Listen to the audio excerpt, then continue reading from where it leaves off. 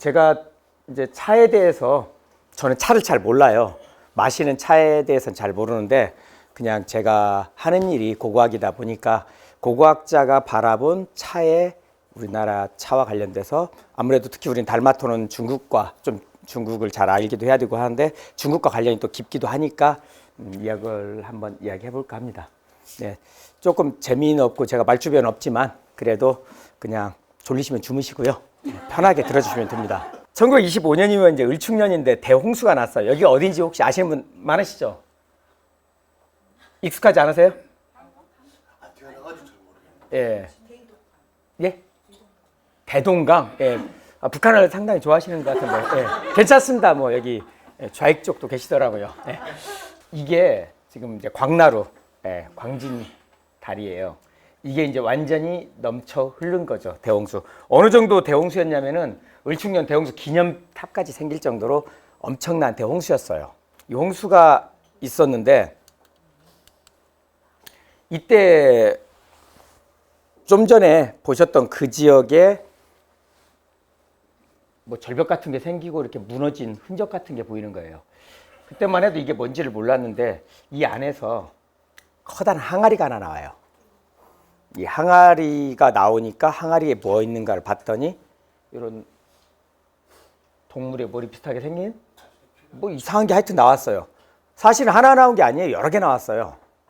이게 두 개 나왔고 여기서 청자도 나오고 했는데 1925년이면 뭐 그 이후로 어떻게 됐는지에 대해서 기록이 남아있지 않아도 아무렇지 않죠. 그 시대가 그랬어요.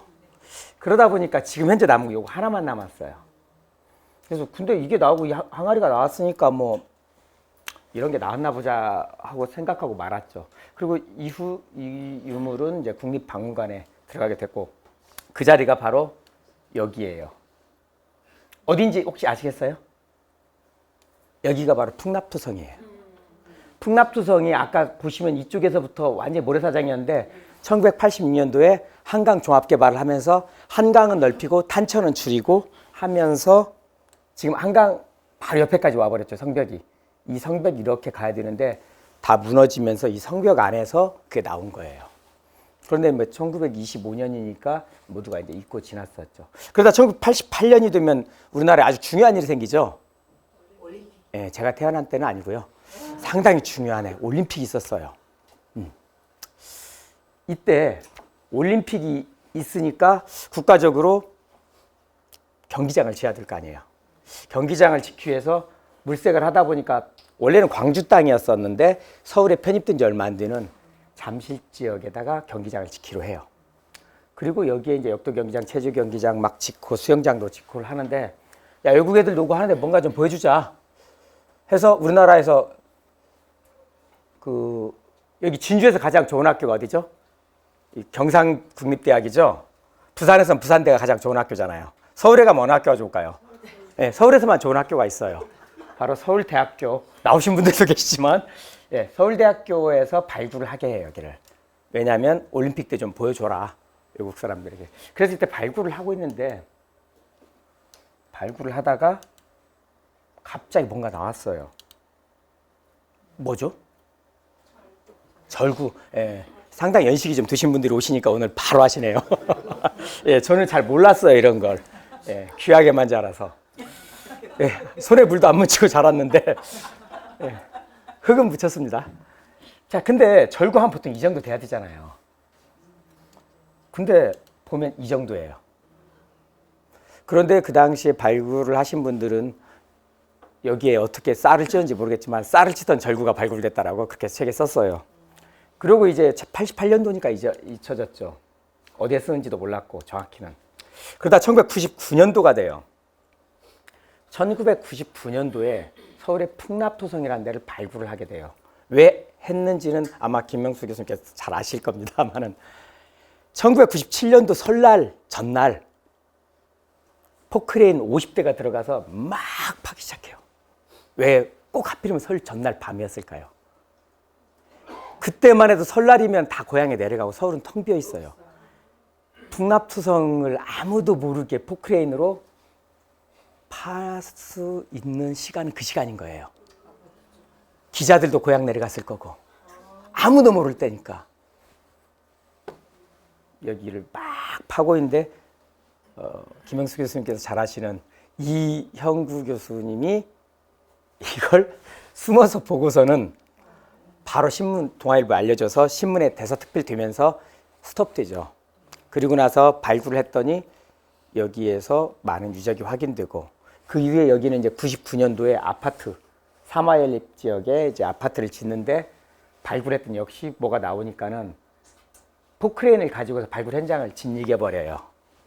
이 재개발지구 사람들이 와서 도대체 살아있는 사람들이 살고 있는데 무슨 문화재가 필요가 있다고 해서 다 짓이겨 버려요. 그래서 심야 토론도 나오고 그랬어요. 이 유적이 99년도에 어쨌든 발굴을 했는데 여기에서 이만한 흔적이 보여요. 이렇게 보면은 저희가 페인트를 칠한 거지만 원래는 이렇게 길다랬을 텐데 여긴 깨져 있었고 불탄 흔적들 좀 보이고 이게 뭘까 몰랐죠. 그런데 여기를 발굴해 보니까 이 쪼가리들을 다 맞춰 보니까 이렇게 항아리들이 되는 거예요. 예, 엄청나게 큰 항아리인데 이런 항아리들이 여기서 많이 나왔어요. 그러니까 여기가 창고였던 거죠. 근데 이 항아리 언제적 것 같으세요? 이 보면은 예, 알면 안 돼요. 저도 먹고 살아야 되는데 예, 제 밥벌이를 위해서 저만 알면 돼요. 이런 건. 예. 자, 저희 같은 고고학자들도 먹고 살아야죠. 이게 우리나라 게 아니에요. 그리고 풍납성 하면 백제해야 되는데 백제 것도 아니에요. 중국 지금의 남경 쪽에 남북조 시대의 항아리예요. 근데 왜 이게 나왔지? 이 항아리는 우리 공부가주 같은 거 혹시 보시면 공부가주 이렇게 하죠. 이런 식으로 뚜껑을 씌워서 보관해서 창고에 쭉 쌓아 저장을 했던 거예요. 뭔가 발효를 시킬 수도 있고 뭐 했겠죠. 이렇게 있던 것들이 다 깨어지고 부스러기만 남은 걸 저희가 발굴해서 아까 복원을 한 거죠. 그리고 2008년이었어요. 역시 풍납성을 발굴하고 있는데 아까 보셨던 그런 항아리 안에서 뭐가 하나 반짝이는 게 보여요. 꺼내서 맞춰보니까 청자예요, 청자. 아까 을충년 대홍수 때 항아리에서 청자도 있었고 뭐 있었다고 했는데 청동으로 된 한 가지만 남고 다 지금은 어디 간지 모른다고 했잖아요. 근데 여기에서는 이 청자가 나온 거예요. 백제에선 청자를 안 만들었던 건 확실하죠. 이것도 수입품이겠죠. 그래서 2008년에 나왔는데 그러면은 언제 걸까 보니까 당시 중국은 남조에 420년하고 474년 사이에 유물이 이게 똑같은 게 나와요. 그러니까 중국에서 만들어 수입한 거죠. 이것도 역시. 자, 계속 수입한 거 얘기만 해요. 제가 뭐 유재를 좋아해서 그런 건 아닌데 하나 더 있어요. 2015년까지 가요. 2015년 서울 석촌동 바로 옆에 123층에 잠실 월드타워라고 생겼잖아요. 바로 그 옆인데요. 요게 한쪽 길이가 한 50m쯤 돼요. 이렇게 무덤이 백제 초기의 무덤이 있는 석촌동에 어떤 일이 있었냐면은 이 구멍이 하나 뚫린 거예요. 구멍이 뚫리니까는 아니 이게 국가 사적인데 여기에 구멍이 뚫려 있으니까 발굴을 해야 된다라는 이제 의견이 됐죠. 근데 이때가 되게 뒤숭숭했어요. 왜냐하면 2016년이면은 잠실 롯데월드타워 123층을 올리기 위해서 한참 공사를 하는데 그 자리를 터파기를 할 때 제가 발굴 책임자였는데 지하로 45m를 파요. 그리고 이 건물이 얼마나 크냐면 400m예요, 길이가. 실제 그럼 600m를 파야 돼요, 길이를. 40m 깊이로 600m를 쭉 길게 파는 거예요. 송파구청 옆에서부터. 팠는데 보니까 여기는 원래 한강이었어요. 우리가 잠실하면 지금 강남이지만 원래 잠실은 뭐였죠? 왕실에서 왕실의 아녀자들이 누에로, 그 당시에는 누에를 키워야 되던 시절이죠. 합섬섬이가 없었으니까 누에를 키우면서 시범 이벤트를 하던 곳이에요. 그래서 잠실이에요. 누에 잠자. 누에를 키우던 잠실이 강 북쪽의 섬이었어요. 그랬는데 한강 개발을 하면서 강남이 돼버린 거예요, 지금은. 그러니까 잠실은 원래 한강에 있던 모래톱이었는데 지금은 육지가 돼버렸지만 파보니까 40m 밑에까지 파보니까 한강이었던 거죠, 그전에는. 조선시대 이전까지만 해도. 그러니까 이 잠실 롯데월드 타워를 짓기 위해서 계속 파다 보니까 석촌호수의 물이 절반이 줄어들어 버리고 싱크홀이 중간에 생기는 거예요. 뉴스에 나오고 난리가 났죠. 이때 국가사적인 석촌동에도 이 구멍이 뚫렸으니까 난리가 났죠. 그래서 긴급하게 진단을 하고 찾아봤는데 해프닝에 불과했어요. 왜냐하면 이것은 우물이었어요. 원래 일제시대 우물인데 덮어놓고 있다가 우물이 그냥 구멍이 쑥 뚫린 거니까 자라보고 놀란 가슴, 소뚜껑 보고도 놀란다고 놀랐던 거죠. 그래서 어차피 이렇게 된 거 발굴이라도 하자 해서 2016년, 15년부터 발굴을 했는데 놀라운 일이 생긴 거예요. 아까 보셨지만 50m짜리의 무덤이 있다고 했어요. 그게 1983년도에 발굴한 거예요. 근데 이놈 무덤은 파다 보면 또 옆으로 해지고 또 옆으로 또 옆으로 100m 이상, 120m, 150m 계속 길어지는 거예요. 하나의 무덤이 있고 또 하나의 무덤이 있고 계속 나오니까 이게 우리나라에서 본 적도 없는 이런 무덤들이 나오니까 되게 조사단들도 멘붕이, 멘탈이 붕괴 드는 거죠. 그래서 도대체 왜 이럴까 몰랐었는데 다행히 2018년에 광주 곤지암이라는 곳에서 이게 나왔어요. 여름에 발굴을 할 때 나무들이 있었는데 경기도 광주입니다. 예, 아 전라도 광주는 아니고요. 예, 광주군. 예, 이 양수리 있는 바로 그쪽이에요. 여기에 이렇게 돌무지가 4개 경로당도 좀 지켜보 좀 하려고 했는데 이 돌무지가 있어서 발굴을 했어요. 그랬더니 벌집피처처럼 이런 게 나왔어요. 자, 나뭇잎이 다 떨어졌죠. 여름부터 가을 늦게까지 발굴했다는 걸 알겠죠.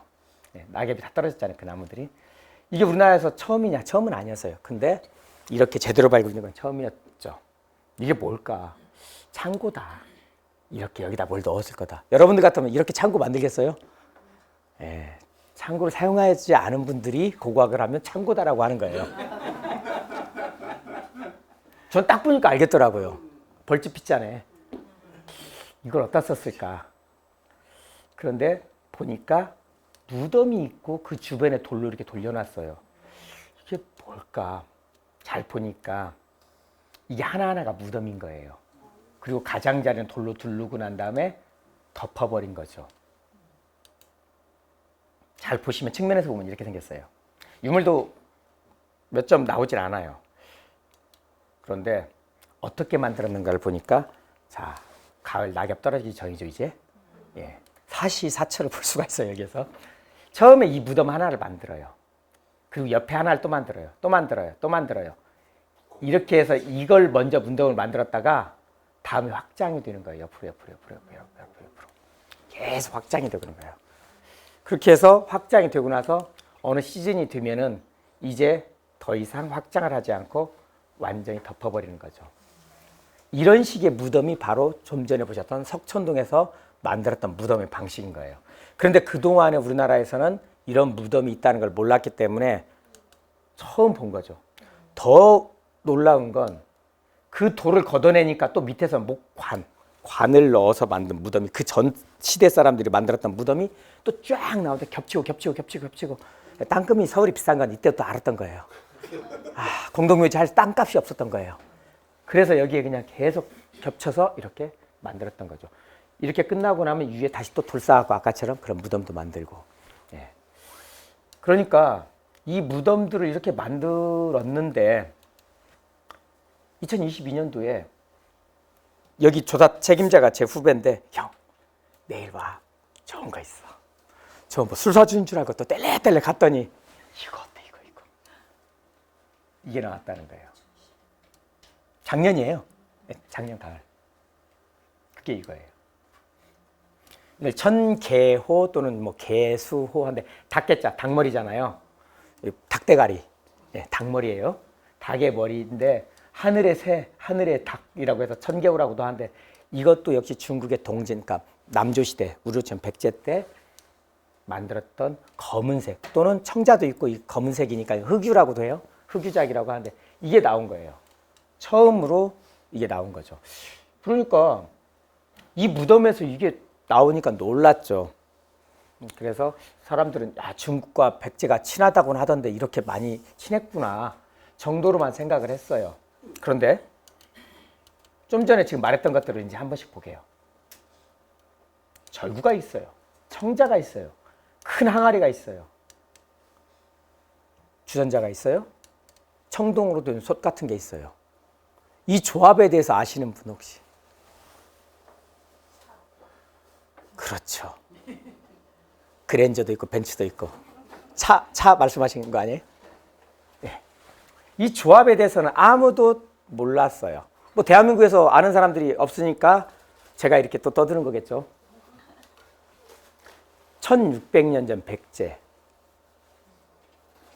백제에서 나온 유물이에요. 이게 다. 이 조합을 한번 쫙 맞춰봤더니 결과는 아까 말씀하신 대로 차와 관련된 거예요. 차.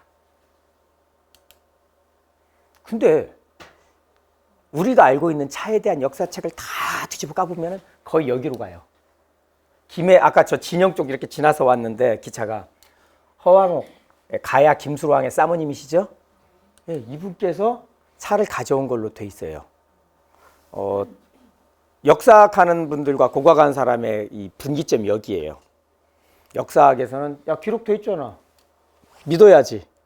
저희는 근거가 없다. 믿을 수가 없다예요.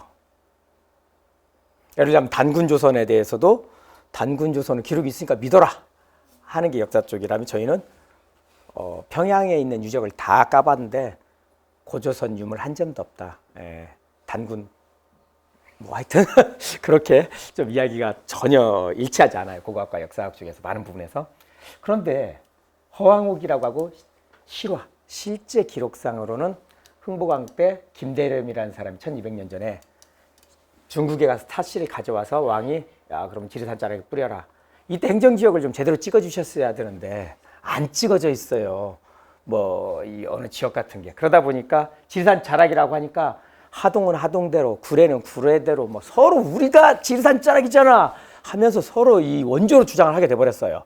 등기부를 띄워보면 알 텐데 그때 등기부가 아직 없어요. 나중에 제가 발굴해 볼게요.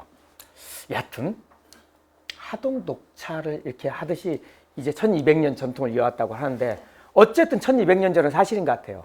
그러나 허왕옥은 허황된 이야기예요. 그렇죠. 일단은 이 이야기는 이때는 차가 안 왔어요. 예. 왜냐하면은 가야든 신라든 차를 마신 흔적 유물 관련된 어떤 것도 없으니까요. 자, 그러면 이제 여기에서 도대체 차를 어떻게 찬다는 거냐? 이거 이제 상당히 딜레마죠. 이때부터 저의 구라는 시작됩니다. 이제 막 잔머리를 굴리죠. 그래서 생각을 했어요. 일단은 100% 수입품이에요. 다 수입품이죠. 왜 한 점도 국산이 없이 대부분 다 수입일까? 부터 생각을 했죠. 생각을 하고 한 끝에 보니까 지금을 돌아보게 돼요. 자, 우리나라 2020년 프랑스에서 367잔을 마셔요. 커피를 하루에. 하루에가 아니라 1년에죠. 365일보다 더 많아요. 어떤 때는 저도 2잔도 마시니까. 네. 인구 100만 명당 커피숍. 우리 동네에도 새로 생기는 건 커피숍밖에 없어요. 정말 많죠. 뿐만 아니에요. 나머지도 그래요. 자, 일단 우리나라에서도 커피 키우긴 해요. 하지만 상품 가치는 없어서 상품으로 쓰진 않아요. 우리나라 집에서 정원에서도 키우고 하우스에도 키우기도 하지만 뭐 우리나라에서도 석유 나오지만 원유 개발 않잖아요. 예, 그걸로는 상품성이 떨어진가 그러잖아요. 똑같은 거예요. 컵도 고급 찻집 가면 다 수입. 저부터 그래요. 찻잔 까봐요. 이거 어디서 가져왔네. 이게 그래도 웨지 우드네. 이렇게 보죠. 컵도 웬만한 건 다 수입하죠. 좋은 건. 커피 명칭도 그래요. 에스프레소, 아메리카노, 카페 라떼. 우리말 하나도 없잖아요. 뜨거운 커피, 야 다방 커피 이런 거 우리말이지만 보시면 다 이태리 말이잖아요. 에스프레소는 익스프레소라는 뜻이고 뭐 마끼아또는 머신이라는 뜻이잖아요. 뭐 저기 라떼 하면 우유라는 뜻이고 그러니까 다 외국 말이에요. 우리가 쓰는 커피, 마시는 커피에 우리 건 하나도 없어요. 심지어는 즐기는데도 보면 이제는 스타벅스가 완전히 통일을 해버렸더라고요. 우리나라도. 뭐 블루보틀이라든지 뭐 파스쿠치라든지 다 역시 외국 브랜드, 외국 커피 전문점들이 들어와 있고 로스팅 기계도 그래요. 로스팅 기계도 봤더니 국산 쓰는 데를 거의 못 봤어요. 에스프레소 머신도 똑같아요. 거의 다 수입이에요. 커피 수입량, 뭐 수입 원액 다 이러는데 여기라고 안 그랬겠냐는 거죠.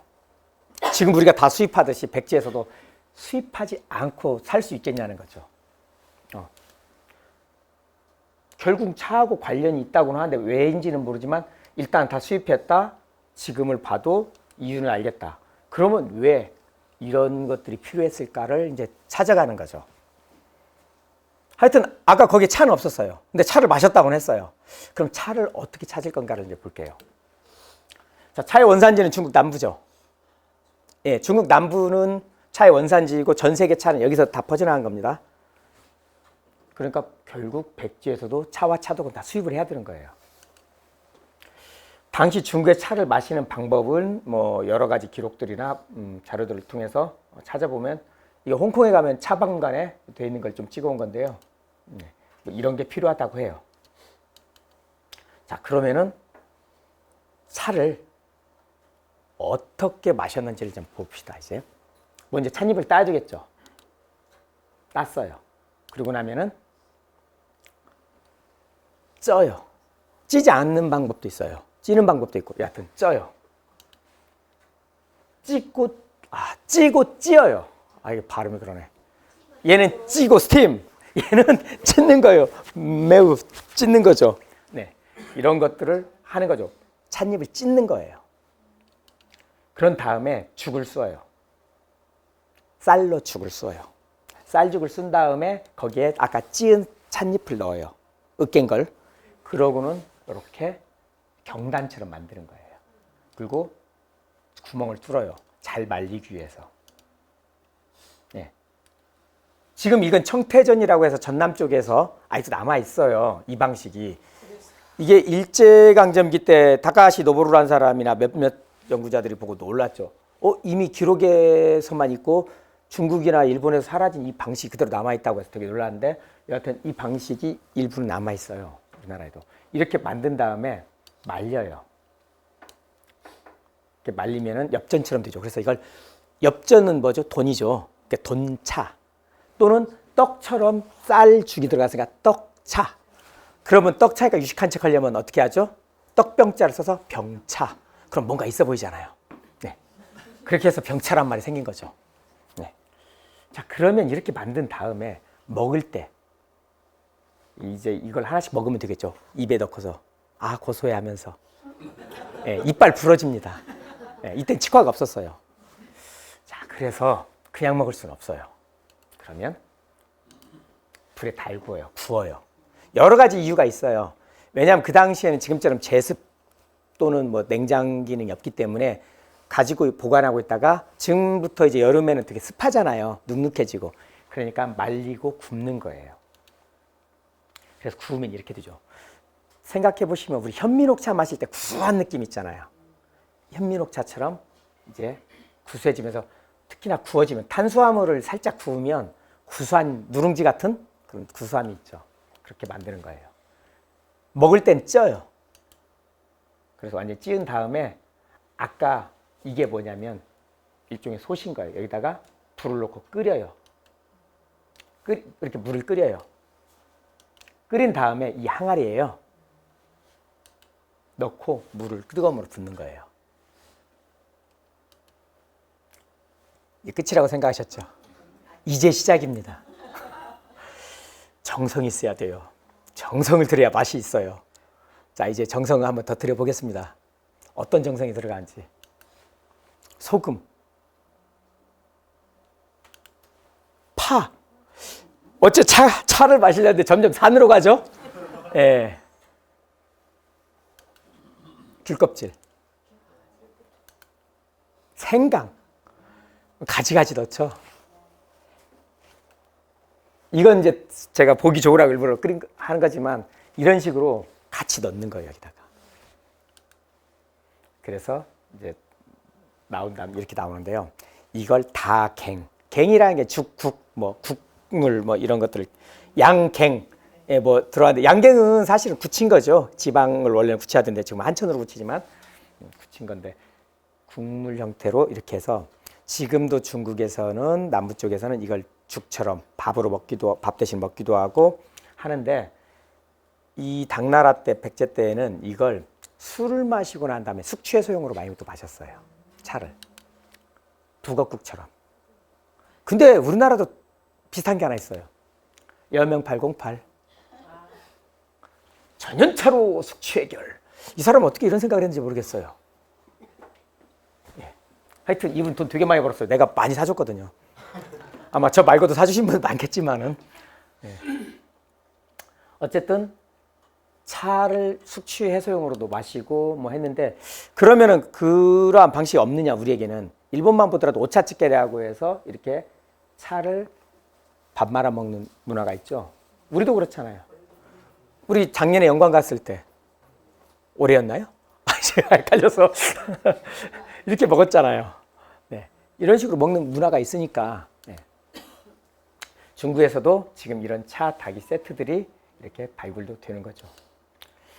자, 지금 이제 보여드린 것은 이제 이런 게 있었다는 정도인데, 이게요, 고구려 신라 가에서는 안 보여요. 백제에서만 보이는 거예요. 저 세트가. 그리고 그 당시 수도 서울이 어디죠? 지금의 풍납투성이에요. 거기에서 약 50km 정도 떨어진 데까지 컴파스를 돌려보면 딱 거기까지만 나와요. 그러니까 지금도 강남 일대를 중심으로 아니다. 용산 일대로 해야겠네요, 이제는. 가깝게서 계신 곳이 거긴데. 네, 거기서부터 그럼 컴파스로 50km를 돌려보면 주요 우리나라의 소비의 중심지가 나오겠죠. 네. 그곳에서만 보이거든요. 이게 이제 중국에서 그 당시 만들었던 찻잔이에요. 잘 보시면 손잡이가 좀 전에 없었죠. 손잡이가 없어요. 찻잔을 만드는데 지금 손잡이가 다 있죠. 뜨거우니까 손잡이가 있어야 돼요. 차를 마실 때. 그러니까 탁잔이라는 게 필요한 거예요. 잔. 잔으로 마시는 거예요. 그러니까 손잡이 대신 잔을 들고서. 이건 유럽도 똑같아요. 유럽에서 도자기, 홍차 문화가 처음 들어갈 때도 역시 처음에는 잔으로 따라서 마셨어요. 그러니까 잔이 아니라 잔 받침에 따라서 마셨거든요. 그런데 지금 이건 나주 보감리에서 나온 거예요. 네. 그리고 이것은 무녀왕래에서 나온 거예요. 왕건 좀 달라야죠. 그래도 은으로 만들고 금으로 장식하고 이렇게 세공을 했죠. 왕은 이 정도 좀 돼줘야 왕 할 맛 나잖아요. 아니면 누가 연산군 하려고 했어요. 그 정도는 돼줘야 돼요. 자, 이렇게 나오는데 이건 일본의 간논즈카라고 해서 군마현에서 나온 거예요. 역시 이렇게 찻잔이 백제하고 친했던 나라 라인에선 다 나오죠. 하지만 백제 멸망 이후에 일본서도 사라져요. 이제. 그러고 나면 이제 삼국 중에 백제에서만 보이고는 사라져요. 어디죠? 여러분들 사시는 집이잖아요, 이게. 우리 집인데 하시는 분도 많던데 되게 요즘 어렵게 사시나 보네요. 보통 여기 사시잖아요, 다들. 여기가 안압지라고 예전에 했지만 요즘에는 월지라고 하죠, 월지. 안압지라는 이름은 조선시대에 이제 생긴 이름이기 때문에 월지라고 하는데, 여기 바로 밑에 보면은 국립경주박물관도 있고 첨성대도 있고 월성도 있고 한데, 여기가 동궁이에요. 동궁은 누가 사는 곳이죠? 세자 또는 황태자인 거죠. 왜냐하면은 동쪽에 해가 떠오르니까 동쪽에 궁을 만드는 거죠. 그럼 중전은 뭐예요? 궁궐의 가장 중간에 있는 가장 중앙에 있는 전각이니까 중전이죠. 중전마마가 그래 생긴 말이에요. 뭐 폐하 전하하는 말도 다 그런 식으로 생겨나듯이 동궁이었어요. 신라에서는. 근데 그 동궁을 1974년도에 물을 다 빼고 발굴을 했어요. 그랬더니 짜잔, 이게 나왔어요. 화로 같은 게 나왔죠. 배를 타고 배 위에서 노저으면서 이 물 위에서 마시던 그건데, 자, 아까 통일신라가 되면 김대렴이 차씨도 가져오고 한다고 했잖아요. 그러니까 통일신라가 되면 중국에서 차 수입은 돼요. 그런데 문제는 차를 마시는 도자기를 못 만들어요. 다 좋았는데 차를 질그릇에다가 마셔야 되는 거예요. 안타깝게도. 그걸 보여준 증거가 여기 있어요. 이것도 역시 같이 발굴됐는데요. 차자라고 써있는 이 잔이 나온 것을 보더라도 국산을 하기 위해서 다 많이 노력은 해요. 하지만 아직 기술이 안 되니까요. 질그릇, 수주전자 이 정도밖에 못 쓰는 거예요.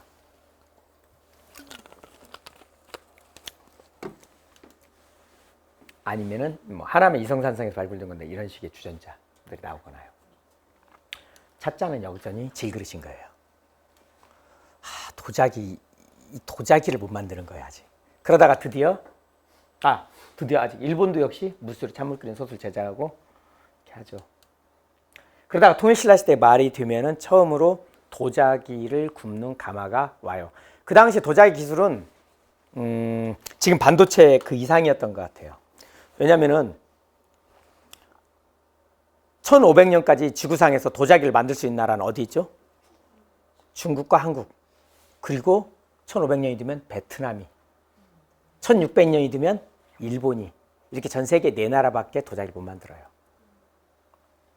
유럽은 도자기를 언제 만들냐? 1710년에 베트그라는 사람이 독일에서 만들어요. 쌍칼이 이렇게 그려진 거 아시죠? 마이센이 그게 최초예요. 그러니까 1700년대까지, 그러니까 18세기까지 유럽은 도자기를 만들 줄 모르는 거예요. 그러니 도자기를 만드는 기술이라는 건 정말 대단한 거죠. 뭐 우리가 생각해보고 야 이제 도자기 이렇게 하면 만들면 되겠다라고 생각해서 만든 건 아니고요. 중국에서 기술자를 데려오는 거죠. 좋게 말하면 기술 이전 아니면 산업 스파이로 데려왔는지는 모르죠. 예, 뒷돈을 많이 줬는지는 몰라요. 여하튼 데려와요. 근데 도자기 만드는 게 뭐 이렇게 힘들까요? 만들면 되는 거잖아요. 한번 제가 궁금해서 한번 여쭤보려고요. 선생님 생각하시기에 도자기 만드는 게 왜 힘들까요? 글쎄요. 그렇죠. 글쎄요. 자, 그러면 그 뒷부분. 온도를 그렇게 높이는 일이 쉽지 않아요. 아니에요. 철을 녹이려면 더 높여야 돼요. 그 당시 철을 녹일 정도의 온도에 높이는 기술이 있었어요. 근데 왜 안 될까요? 잘 깨져서 어떤 게 잘 깨졌어요? 도자기를 만들고 나면 깨져요? 도자기를 만들다가 나 터질 거야 펑! 아니면 어떻게 해요? 흙이 중요한데 예. 흙이 마땅한 지역에 국한돼서 있어서 맞아요. 일본도 그렇고 다른 나라도 그렇고 도자기를 처음 만들 때 가장 힘들었던 게 흙이었어요. 왜냐하면 우리가 그 청자를 만들 때까지 또는 최소한 청자 이전에 질그릇을 만들 때까지는 웬만한 흙을 갖다가 구우면 돼요. 그런데 1200도, 1300도가 되는 순간 무너져 버리는 거예요. 도자기를 만들려면 1300도까지 가져야 되는데 흙이 계속 무너져 버리니까 도자기를 못 만드는 거예요. 그래서 아랍 사람들은 생각을 했죠. 짝퉁 만들면 되잖아. 그래서 아랍에서는요, 내용물은 독이에요. 그냥 질그릇이에요. 겉에다 유약을 발라버리는 거예요. 그러면 진짜 도자기처럼 보여요.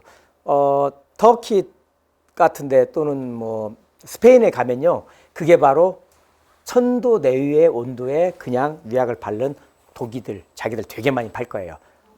아라베스크 무늬도 돼 있고 되게 예쁜 무늬들이 있는 게 많거든요. 그게 기술은 없으니까 유사품을 만들어버린 거예요. 근데 잘 깨지고 그렇죠. 여하튼 이 흙은 돌가루라고 생각하시면 돼요. 도자기를 만든 흙은 거의 돌가루 생각하시면 돼요. 그래서 도자기를 만들기 위해 이 흙을 찾아서 많이 헤매죠. 어쨌든 우리나라에서는 진안의 도통리, 고창의 반암리라고 하면서 2020년대 무렵에 발굴이 돼요. 그러니까 이 역시 가장 최신의 따끈따끈한 발굴 자료인 거죠. 이렇게 가마를 발굴을 해보니까 우리나라는 흙을 쌓아서 가마를 만들었는데 중국에서는 벽돌을 쌓아서 가마를 만들어요. 중국은 벽돌로 건물을 많이 짓잖아요. 그러니까 가마도 그렇게 하는데 우리나라 초창기 가마들을 보면 다 벽돌로 쌓아요. 왜 그러겠어요? 중국 기술자가 왔다는 거겠죠. 예. 안 쓰던 벽돌로 갑자기 쓸 리는 없잖아요. 그래서 이것도 마찬가지예요. 통일신라 말이 되면 드디어 도자기를 처음 만들어요. 그래서 발굴한 건데요. 깨진 도자기들을 다 버린 것들 이제 보면은 지금 이렇게 만들어요. 여기 위에 도자기를 하나 만들어 놓고 뚜껑을 씌우는 이 갓발이라고 하는데 씌우고 또 여기에 또 이 갓발 요걸 이렇게 씌우는 거예요.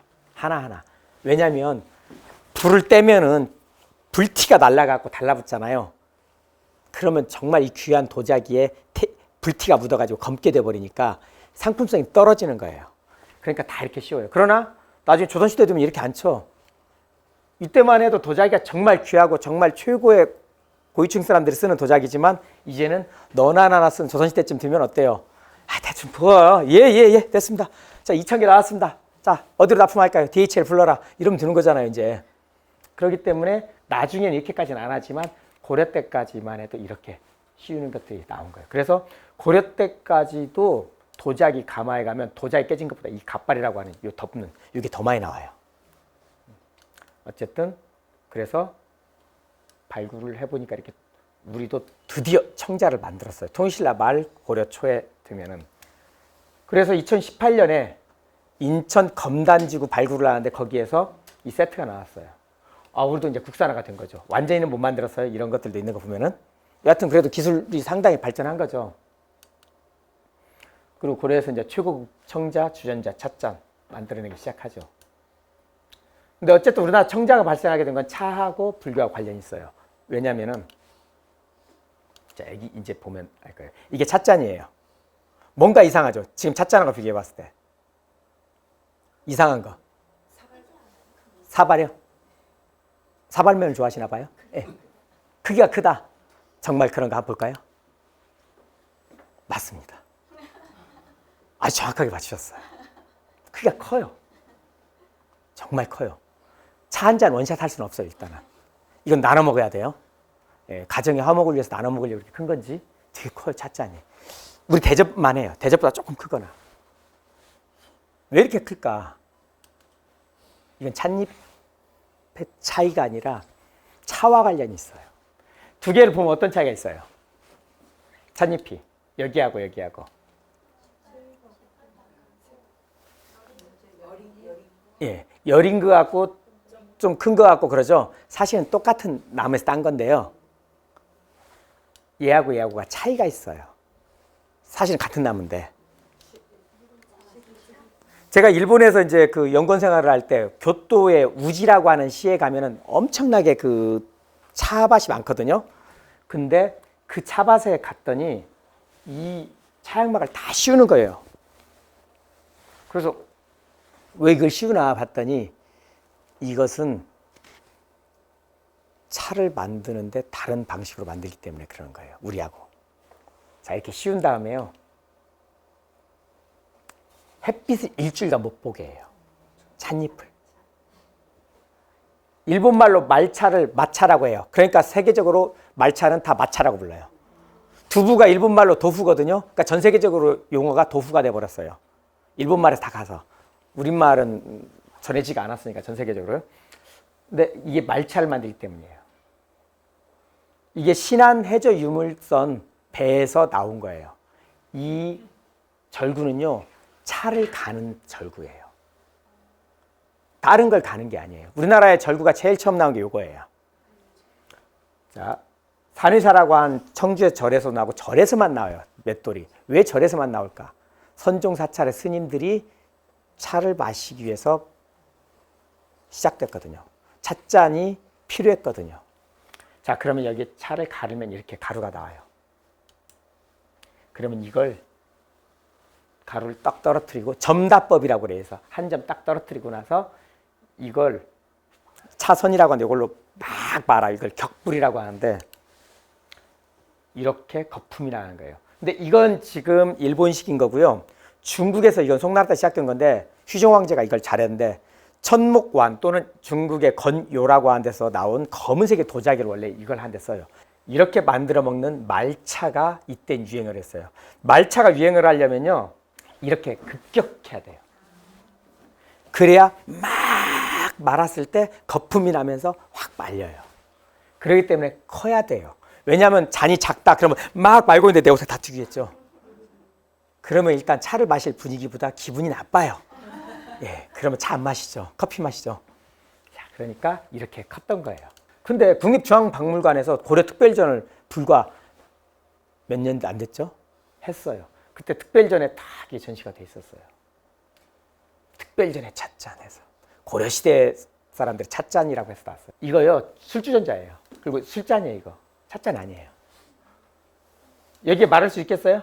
못 말아요. 예, 이거 술잔이에요. 그러니까 찻잔, 술잔 구분을 잘 못하는 거예요, 이 사람들은. 왜냐하면 고고학자들도 발굴을 할 줄 알지 음식은 모르니까. 어쩔 수가 없는 건데 결국은 여러분들은 대한민국에서 유일하게 제 덕분에 오늘 이걸 알게 된 거예요. 왜냐하면 나만 알으니까. 그래서 이건 술잔인데 술잔을 놓고서 술주전자에다가 놓고서는 찻잔이라고 해도 어차피 모르니까. 어차피 보는 사람도 모르고 깐 사람도 몰라요. 예, 그러니까 괜찮아요. 어차피 다 모를 때는 창피할 게 없잖아요. 자, 이렇게 뜨거운 차가 아닌 말차가 담겨 있어요. 그러니까 따뜻하게 데운 술잔에 이건 마시는 거예요. 이건요, 이걸 여기 딱 들고서 이렇게 마시는 거예요. 뜨거운 걸. 그리고 여기 있는 주전자는 뜨거운 수반에 뜨거운 물 넣어놓고 중탕에서 마셔요. 뜨겁게 술을. 그래서 마시는 거고 차를 마시는 게 아니에요. 그러니까 이걸 잘못 섞어서 전시를 한 거죠. 자, 일본이 어떠냐면은 중국 송나라에서 우리나라를 거쳐서 우리 일본으로 전해지죠. 가마쿠라 시대가 우리로 치면 고려 시대인데 이때 얘네들 그림 보세요. 지금 말고 있죠. 계속. 네. 계속 차 말고 야 빨리 타. 예, 알겠습니다 하고 타고 있잖아요 지금. 예. 이때 이런 아까 보여드렸던 차 솥이 있고 이 중국에서는 문화가 우리나라 들어오면 우리는 일본으로 건너갈 통로가 되는데 일본은 딱 들어오면요. 태평양이네. 끝.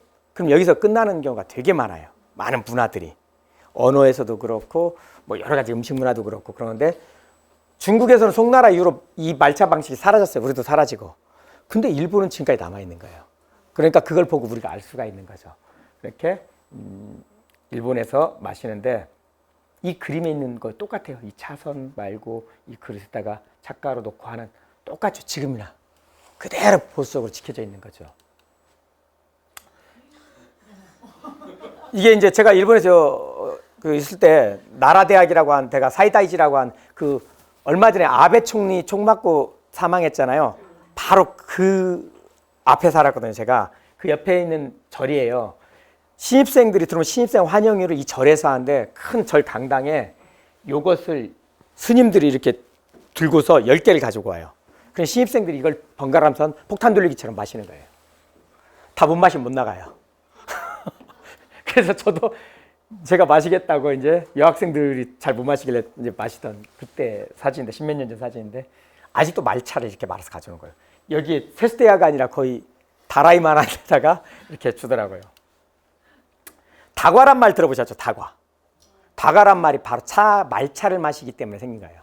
우리가 그냥 우려내는 차를 마시면 떫은 맛이 살짝 날 뿐이죠. 거기에는 탄닌과 카테킨 때문에 느껴지지만 찻가루를 내서 마시면요 되게 떫어요. 쓰고. 그러니까 입을 달게 해줘야 될 게 필요한 거예요. 이게 바로 다과예요. 다과란 말이. 예.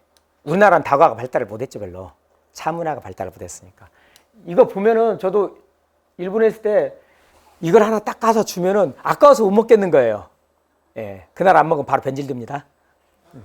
근데 아까워서 못 먹게 생겼는데 이렇게 화과자로 발전했죠. 이건 유럽도 똑같아요. 커피가 어떻습니까? 처음에 비엔나에 커피하우스나 이런 게 생겼을 때 커피가 쓰니까 옆에 저쪽 후작도 그냥 마시고 이쪽 백작도 마시는데 나 혼자 써서 못 먹겠다 이건 못하겠고 맛있습니다 드세요 하면서 얼마나 힘들겠어요 이분들도. 그러니까는 슈거 설탕을 가지고서 마시게 했던 거죠. 설탕을 붓거나 아니면 나중에 다과로 발달을 하게 되죠. 차의 맛 때문에 이 다과라는 게 생긴 거죠. 이 차를 마시는 걸 일본의 귀족들이 무사들이 좋아하다 보니까 문제가 생겨요. 찻잔을 구하고 싶은 거죠. 왜냐하면은 이 사람들 다 보시면 알겠죠. 나쁜 놈들. 예. 우리 오신데 아쉽지만 오다 노부나가. 예. 도요토미 히데요시. 이 사람은 별로 우리에게 나쁜 사람은 아니죠. 왜냐하면 이 사람은 도요토미 히데요시 가족들을 다 철저히 다 죽여버려요. 그 아들까지 다 죽여버려요. 10살짜리 도요토미 히데요리까지. 그러니까 이 사람은 뭐 별로 제가 미워할 필요까지는 없는 것 같아요.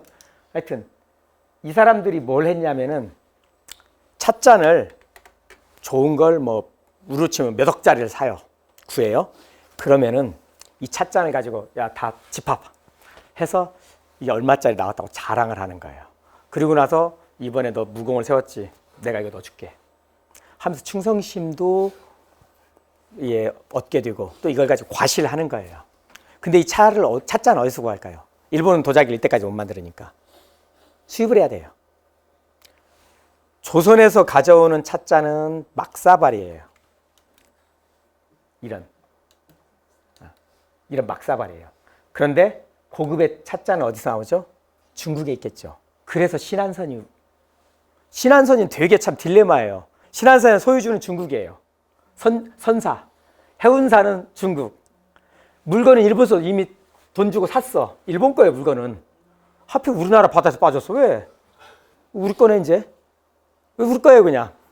그러니까 우리나라 박물관에 전시를 해놓고 있으니까 우리 거 됐어요. 그러니까 일본 애들이 야, 우리 건데 돈은 우리가 치렀는데. 중국은 야, 이거 보험 우리가 들었는데.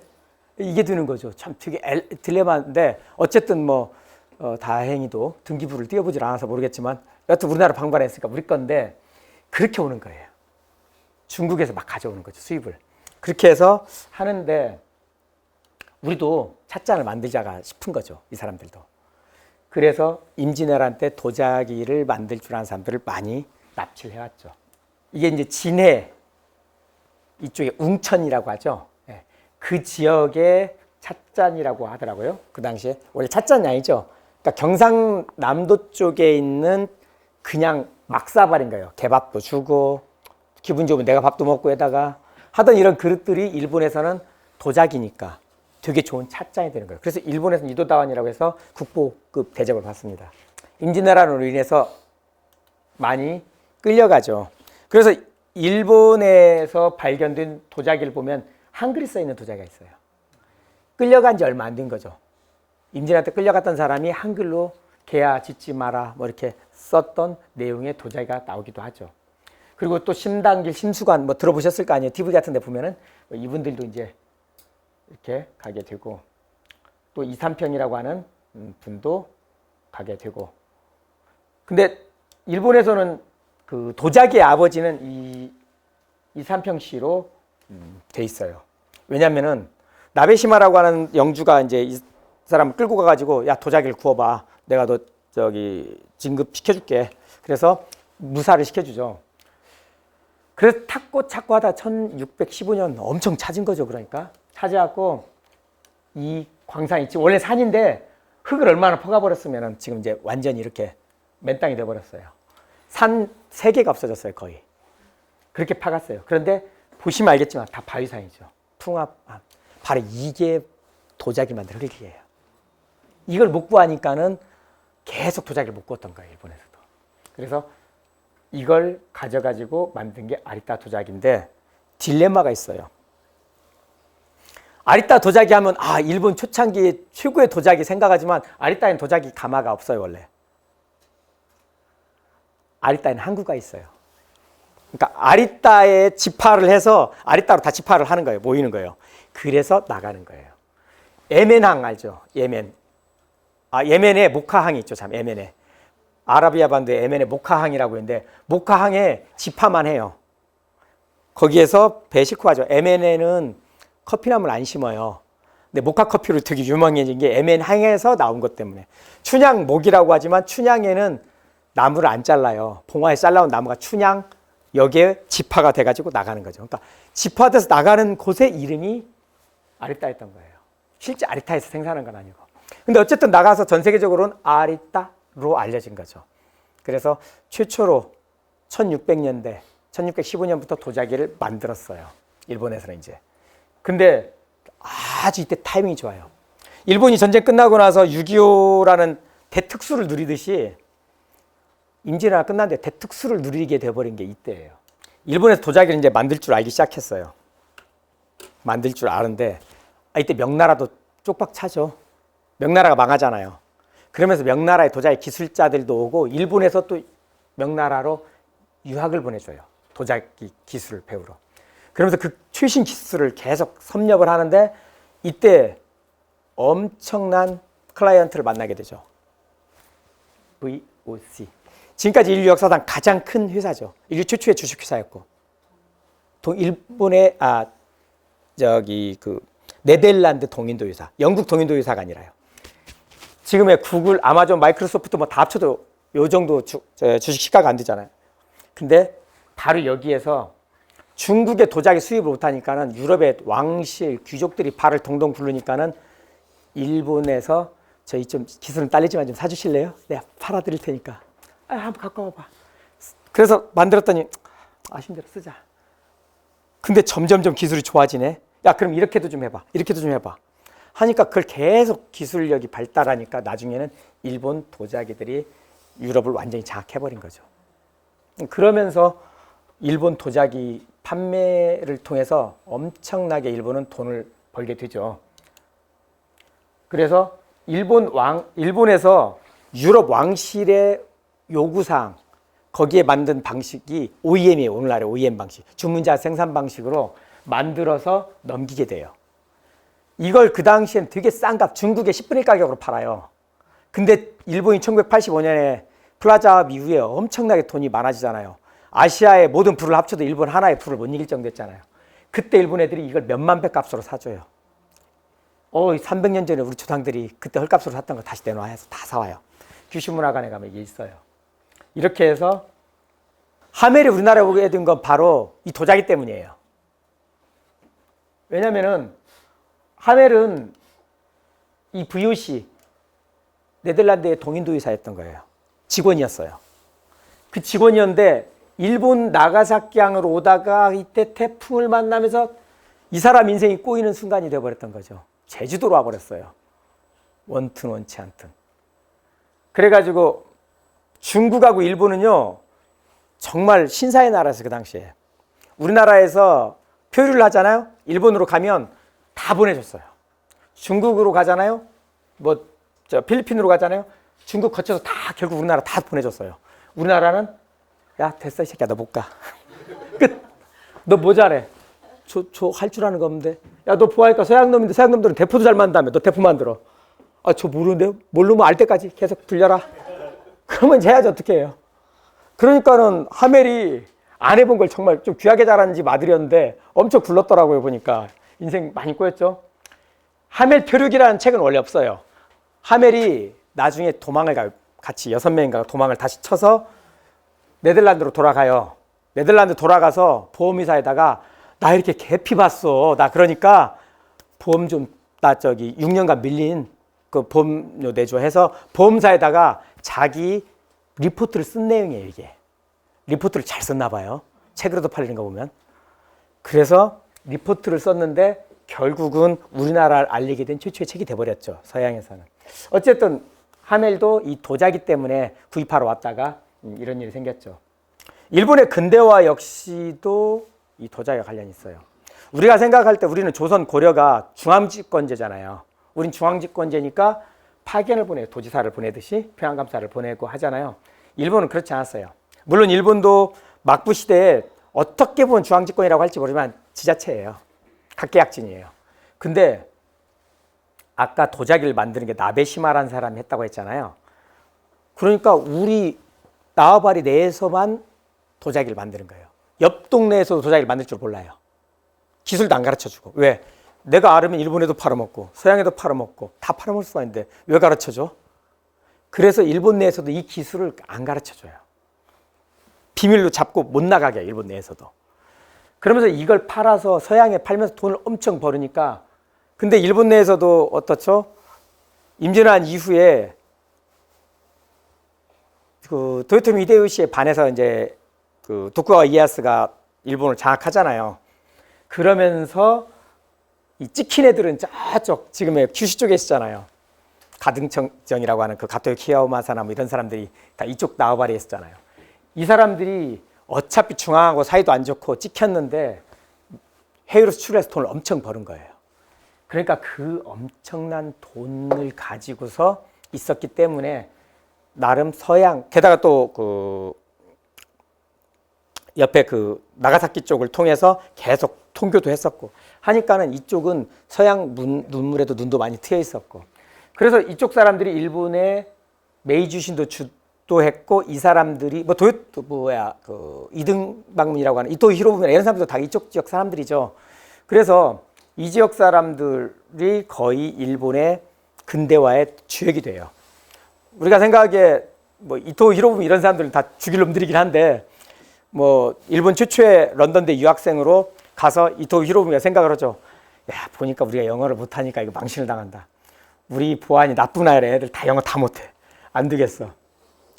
우린 앞으로 해외의 말들을 다 배워가지고 모두가 영어를 잘할 필요가 없다. 영어 잘하는 200명, 프랑스어 잘하는 200명, 독일어 잘하는 200명 이런 식으로 키우자. 그래서 우리는 전 세계 나온 책을 다 번역해버리면 되지 뭘 다 잘해. 이렇게 가버리는 거예요, 일본은. 그래서 일본 근대화는 번역과 되게 관련이 있잖아요. 그 시작도 바로 이때 시작된 거죠. 이들의 막대한 부를 바탕으로 일본의 근대화가 가능했던 거죠. 이 수출용 도자기를 다 이렇게 묶었어요. 우리나라도 고려시대에 이렇게 묶어서 강진, 부안에서 만들어서 도자기가 개성으로 가요. 강진은 갤러리아 백화점 납품용이라면 부안은 갤러리아 백화점하고 이마트하고 같이 공동 납품용이에요. 비교를 하자면. 예, 그러니까 강진사는 최고급만 만들었다면 부안사는 최고급상과 적당한 보급형. 우리 막 TV 같은 거 보면 도자기를 보고 아니야 작게잖아요. 이런 일 없습니다. 세상에 절대 그런 일 없어요. 그런 걸 우리는 흔히 구라라고 하죠. 그럴 일이 없어요. 안 버려요. 아까워서. 그런데 여하튼 그런 건 저기 이마트로 납품하면 돼요. 그 당시에도. 근데 이렇게 묶어서 납품을 하는데 다 배로만 납품을 했어요. 배로만 납품을 했기 때문에 찾으려면 바닷속을 찾으면 바닷속에서 나와요. 왜냐하면 육지는 그 당시에 경부고속도로가 없었어요. 수레 끌고서 가다가 보면은 다 깨져 있어요. 야, 하나도 안 삼았다? 이게 되니까 배는 출렁이긴 하지만 깨지진 않아요. 그러니까 배로만 이동을 하는 거예요. 유럽 수출도 그렇게 했어요. 물론 그땐 비행기도 없었죠. 그런데 이렇게 도자기를 해도 깨질 수가 있잖아요. 그러니까 어떻게 하겠어요? 포장지. 그 당시에 에어비닐이 없었어요. 아쉽게도. 진공포장재로 뭐가 필요했을까요? 그렇죠. 종이를 썼죠. 근데 종이를 쓰는데 폐지를 쓰겠죠. 폐지. 우리나라는 추우니까는 북방에 있는 군인들한테 소못 대신에 패딩 안에 종이를 진익해서 넣어줬어요. 조선시대에는. 일본 애들은 이것을 도자기 사이에 끼워 넣은 거예요. 그런데 이 도자기 사이에 끼워 넣은 게 일본의 그 당시에 트렌드 최고 유행을 하던 우키요에, 이름도 웃기죠? 우키요에라고 하는 다색 판화예요. 이런 판화. 다색 판화니까 어떻게 했어요? 수만 장을 찍어낼 수가 있는 거예요. 그리고 나서 인기 떨어지고 오래 두고 하면 버리는데 그런 것들 폐지를 모아서 끼워 넣은 거예요. 잘 보세요. 그 당시에 동양의 그림 중에 유럽 그림도 똑같죠. 이런 구도, 후지산이 우리를 보면 후지산이 제일 크니까 후지산이 제일 크게 그려져 있고 파도는 조그만하게 나와야 되는데 파도가 후지산을 압도해버려요. 배를 그리면 배를 다 그리고 파도가 밑에서 찰랑찰랑 해야 되는데 배의 위에까지 여기에 사람들이 막 엎드려 있고 이런 역동적인 모습들의 그림이 서양 사람들이 처음 본 거예요. 세상에 이런 그림이 다 있다니, 이런 구도가 있다니 어떻게 이런 채색이 가능하지? 라는 생각을 하게 된 거죠. 호쿠사이라는 사람이라든지 뭐 몇몇 유명한 사람들인데 아니 어떻게 산이면 다 파래야 되는데 산이 이렇게 빨갛게 할 수가 있지? 그러고 구름의 표현은 어떻게 이렇게 할 수가 있는 걸까? 서양 사람들은 이 그림을 보고 엄청 놀라는 거예요. 충격을 받은 거죠. 이런 물결의 표시, 색조 너무나 사실은 이게 예술성보다는 이 기본 바탕 종이 색깔을 이렇게 만들어 놓고 뭐 최대한 빠르게 최대한 쉽게 만들기 위해서 했던 것이 얘들에겐 정말 놀라운 색감과 놀라운 이 구도였던 거예요. 이 그림들을 보고 서양에서 많은 사람들이 흉내를 내기 시작하고 어떤 청년은 아예 일본으로 유학을 가려고 그래요. 그 청년 이름이 바로 이걸 한문을 모르잖아요. 이 사람. 이 청년이 한문을 모르니까 유럽에가 이 그림을 똑같이 매화가 지금 폈어요. 그림을 한문을 그림으로 그린 거예요. 이게 글자인지도 모르니까. 이 청년 이름이 바로 이렇게 따라 그리면서 유학을 가고 싶어 했던 거예요. 이 사람도. 뭐 이 사람뿐이겠어요? 고우는 돈도 없었고 나이 30다 돼서 뒤늦게 공부 시작했으니까 이런 거지만 더 많은 유망한 젊은이들도 가보고 싶었겠죠. 자, 이 그림을 보면은 이 그림을 똑같이 흉내내서 그린 거예요. 고우가 이 우교회를. 탄기 아저씨 물감상이죠. 어떤 사람은 고흐의 후원자라고 하지만 저 같은 사람의 눈에는 완전히 고흐 등골 쪽쪽 빨아먹던 사람인데 어쨌든 간에 이 아저씨 그림 뒤를 보면 다 이게 있어요. 왜 그러겠어요? 그 방에 이 그림들이 있었던 거예요. 그러니까 다리미를 좀 폈겠죠. 구겨져서 이제 충전대로 들어왔던 것들 펴가지고 붙여놓고 하면서 똑같이 흉내낸 거죠. 그리고 그 오이란이라고 하는 그 당시에 좀 1급, 우리로 치면 황진이급 정도 되는 사람의 그림을 그려진 걸 보고 고흐가 그린 거예요. 뭐 모네의 수련 유명하죠. 모네의 수련 어디죠? 일본식 정원이에요. 그게 다 수련이 그려져 있어요. 일본의 정원엔 수련이 있거든요. 그걸 보고 서양 애들이 계속 그리려 되는 거예요. 자, 이건 금발의 아가씨인데도 불구하고 사무라이가 있고 일본식 부채가 있고 사무라이가 칼 차고 탁 나오죠. 일본의 기모노를 입고 있고. 이건 클로드 모네예요. 이 그림을 그린 사람은. 모네 하면은 생각나는 그림 있죠. 해돋인상. 인상파라고 하는 게 이 그림 때문에 시작됐잖아요. 해돋인상 때문에. 서양 미술사의 완전 대전환을 이뤘던 최초의 사건. 이 다음에 이제 뒷장의 변기 이전까지는 가장 인상적인 그림이 이 그림이죠. 서양 미술사를 완전히 뒤바꾸는 대혁신이었죠. 이 그림을 그렸던 것도 모네가 계속해서 일본의 우키우에를 보고 흉내를 내고 하면서 기존에 없던 그림에서 이러한 것들을 그릴 수 있었던 거죠. 일단 찻잔으로 시작된 파장이 나비 효과라고 했는데 이런 식으로 세계 현대 미술사의 많은 지형을 바꾸게 됐다는 거죠. 이 뒤에도 더 많은 이야기가 있지만 다음 기회에 또 하겠습니다. 네, 수고 많으셨습니다.